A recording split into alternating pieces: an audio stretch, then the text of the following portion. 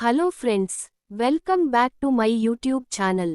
ఒకవేళ మీరు ఇప్పటివరకు మన ఛానల్ని సబ్స్క్రైబ్ చేసుకోకపోతే ఆ సబ్స్క్రైబ్ బటన్ను ఇటుకతో కొడతారో సుత్తితో బాదుతారో నాకైతే తెలియదు కానీ మొత్తానికైతే అది సబ్స్క్రైబ్ అయిపోవాలంతే. ఇక ఈరోజు ఎపిసోడ్లో జరిగిన ఆసక్తికరమైన కథా విశేషాలు, ఒకరిపై ఒకరు విసురుకున్న పవర్ఫుల్ డైలాగుల వివరాల్లోకి వెళ్దాం. శైలు నివాసంలో కేశవ టీం బీభత్సం. శైలు వాళ్ల అన్నయ్య కోపంతో రగిలిపోతూ కేశవను, యాదిని వెంటబెట్టుకుని వాళ్ల ఇంటికి వస్తాడు. రాగానే శైలు తండ్రిని, తల్లిని చూసి నోటికొచ్చినట్టు మాట్లాడటం మొదలుపెడతాడు. అదిగో ఆయనే వాళ్ల నాన్నరా వానపాములా ఉన్నాడు. వాళ్ల అమ్మ చూస్తే తాచుపాములా బుసలు కొడుతోంది.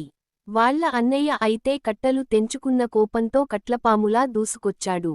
మీ బుస్స ఫ్యామిలీ మొత్తం నాగజాతికి చెందిన వాళ్లలా ఉన్నారేంటిరా అంటూ ఎగతాళి చేస్తాడు. ఇంతలో శైలు తల్లి, అన్నయ్య అడ్డుపడి, ఎవరు మీరు? ఇంటి తలుపులు తెరిచి ఉంటే పర్మిషన్ లేకుండా ఏకంగా లోపలికే వచ్చేస్తారా? మర్యాదగా బయటకు నడవండి అని గద్దిస్తారు. అప్పుడు కేశవ కల్పించుకుని, మేము ఇక్కడికి దౌర్జన్యం చేయడానికి రాలేదు. మీ అమ్మాయి నన్ను ఇష్టపడింది. మీరు పెద్ద మనసుతో ఒప్పుకుంటే చెప్పి పెళ్లి చేసుకుంటాం, ఒప్పుకోకపోతే ఎలా పెళ్లి చేసుకోవాలో నాకు బాగా తెలుసు. మీ అమ్మాయికి నేను బాగా నచ్చాను అని తేల్చి చెప్పాడు. దానికి శైలు అన్నయ్య మరింత రెచ్చిపోతూ, మా చెల్లెలిని ఆ మెకానిక్ గాడికి ఇచ్చి పెళ్లి చేయడం ఏంటి?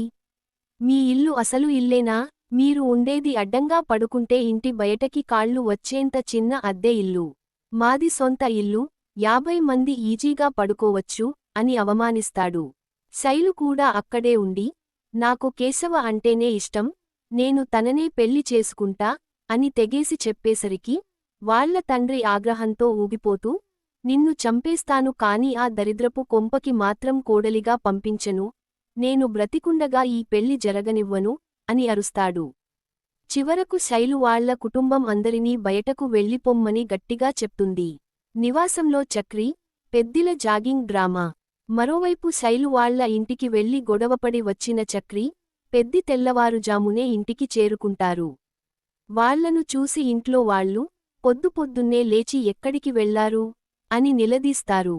దానికి వాళ్లు, వాకింగ్కి వెళ్లాం అని అబద్ధం చెప్తారు. మొహం ఇటు తిప్పి చెప్పండి, ఏం దాస్తున్నారో అని గట్టిగా అడిగేసరికి, వాకింగ్ కాదులే జాగింగ్కి వెళ్లాం అని కవర్ చేయడానికి ప్రయత్నిస్తారు. కాని ఇంట్లో వాళ్లకు వీళ్ల ప్రవర్తన చూసి ఏదో పెద్ద బాంబు పేలబోతోందని అనుమానం వస్తుంది. సరిగ్గా అదే సమయానికి శైలు తల్లిదండ్రులు నారాయణ, వాళ్ల అన్నయ్య వీళ్ల ఇంటిని వెతుక్కుంటూ అక్కడికి వస్తారు. బృందావనం ఇల్లు వర్సెస్ శైలు కుటుంబం. శైలు తండ్రి నారాయణ ఇంటి ముందుకు వచ్చి, కొడుకులను కని ఊరిమీదకు వదలడమేనా మీ పని? మీ పిల్లలు పొద్దున్నే మా ఇంటికి వచ్చి రౌడీయిజం చేశారు అని అరుస్తాడు. దానికి చక్రి వాళ్లు కూడా తక్కువ తినకుండా, మా ఇల్లు చిన్నదే కావచ్చు, కాని మేము గుట్టుగా, గౌరవంగా బతుకుతున్నాం. మీలాగా బిల్డప్ ఇవ్వడం లేదు అని కౌంటర్ ఇస్తారు. శైలు అన్నయ్య మాట్లాడుతూ, ఈ ఇంటికి ఒక శాపం ఉందంట కదా, ఏ ఆడపిల్ల ఈ ఇంట్లో అడుగుపెట్టదని ఊరంతా చెప్పుకుంటున్నారు. ఇలాంటి దరిద్రపు కొంపకి నా చెల్లెలిని ఎలా పంపిస్తాం? మీ ఏంటి, మా స్థాయి ఏంటి అంటూ ఘోరంగా అవమానిస్తాడు. ఆ మాటలకు నారాయణ కుటుంబం అంతా తీవ్రంగా నొచ్చుకుంటుంది. సరిగ్గా అప్పుడే సీన్లోకి ఎంట్రీ ఇస్తుంది మన Mahalakshmi. Mahalakshmi power full speech. Mahalakshmi వచ్చి వాళ్లందరి నోళ్లు మూయించేలా గట్టిగా సమాధానం చెప్తుంది. ఎవరు చెప్పారు ఈ ఇంటికి ఆడవాళ్లు రారని? నేను వచ్చాను కదా, నేనే ఈ ఇంటి పెద్ద కోడలిని. ఇదే నా తాళిబొట్టు, ఇతనే నా భర్త అంటూ చక్రిని చూపిస్తుంది. ఆ మాట వినగానే చక్రికి, ఇంట్లో వాళ్లందరికీ ఒళ్ళు గగుర్పొడుస్తుంది.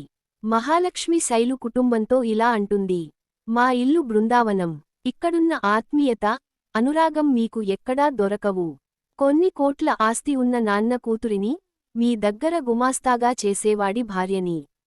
నేనే ఇక్కడ ఎంతో సంతోషంగా ఉన్నప్పుడు మీ స్థాయి ఎంత? సముద్రంలో కాకిరెట్టంత. మా కేశవ బంగారం లాంటివాడు. మీ అమ్మాయిని పువ్వుల్లో పెట్టి చూసుకుంటాడు.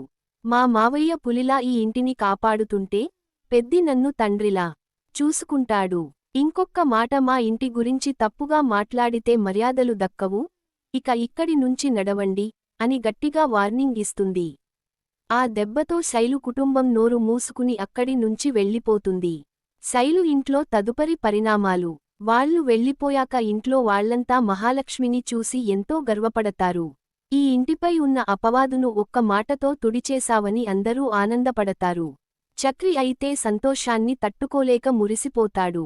మరోవైపు ఇంటికి వెళ్లిన శైలు అన్నయ్య కోపంతో ఊగిపోతూ శైలును కొట్టడానికి ప్రయత్నిస్తాడు. నువ్వు మా పరువు బజార్న పడేశావు. ఆ మెకానిక్ గాడి పేరు ఎత్తితే చంపేస్తా అని బెదిరిస్తాడు. దానికి శైలు కూడా మొండిగా, నన్ను ఏమైనా చేసుకోండి, నేను మాత్రం కేశవనే పెళ్లి చేసుకుంటా. ఆయనకు 4 అన్నదమ్ములు ఉన్నారు, నన్ను ఏమైనా చేస్తే మిమ్మల్ని ఊరికే వదలరు అని ఎదురు తిరుగుతుంది. శైలు తండ్రి ఎంతో బాధపడుతూ, నిన్ను ఎంతో అల్లారుముద్దుగా పెంచాను, కాని ఆ ఇంటికి మాత్రం కోడలిగా పంపించలేను, వాడిని మర్చిపో అని బ్రతిమాలుతాడు. దాంతో ఈ సీన్ ముగుస్తుంది. మరిన్ని ఆసక్తికరమైన సీరియల్ అప్డేట్స్ కోసం మన ఛానల్ని ఫాలో అవుతూనే ఉండండి. మీ అభిప్రాయాన్ని కింద కామెంట్ సెక్షన్లో షేర్ చేయడం మర్చిపోకండి.